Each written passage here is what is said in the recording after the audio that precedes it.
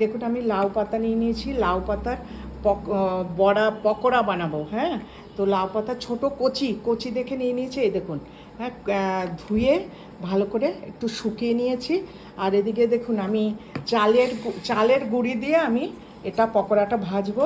হ্যাঁ, তার মধ্যে দিয়ে দিয়েছি একটুখানি জোয়ান, নুন, হলুদ আর দুটো কাঁচা লঙ্কা কদ্দুকস করে দিয়েছি, এবং গাঢ়টা এরকম এরকম হবে। হ্যাঁ, তো আমি এবার এটাকে কলা পাতাগুলোকে এটার মধ্যে দিয়ে কড়াইতে তেল বসিয়ে দিয়েছি, এবার ভেজে নিচ্ছি। দেখুন লাউ পাতাটা তেলে ছেড়ে দিয়েছি, এই যে এখন দেখুন হচ্ছে আস্তে আস্তে। হ্যাঁ, গ্যাসটা একটু কমিয়ে দিয়েছি, ধীরে ধীরে হবে নাহলে পাতাটা। হ্যাঁ, এই যে এবার আমি উল্টে দিচ্ছি।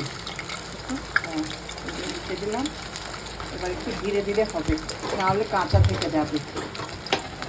দেখতে এরপরে দেখাচ্ছি। দেখুন দেখুন আমার লাউ পাতার পকোড়া রেডি। হ্যাঁ, তো আপনি এটা স্ন্যাক্স হিসেবেও, বিকেলে স্ন্যাক্স হিসেবেও খেতে পারেন, আর এমনিও ভাত দিয়ে ডাল দিয়ে ওটা ওইভাবেও খেতে পারেন। তো আপনারা ভালো লাগলে আপনারা বানাবেন, খাবেন, এবং আমার চ্যানেলটা ফলো করবেন, লাইক করবেন। Thank you.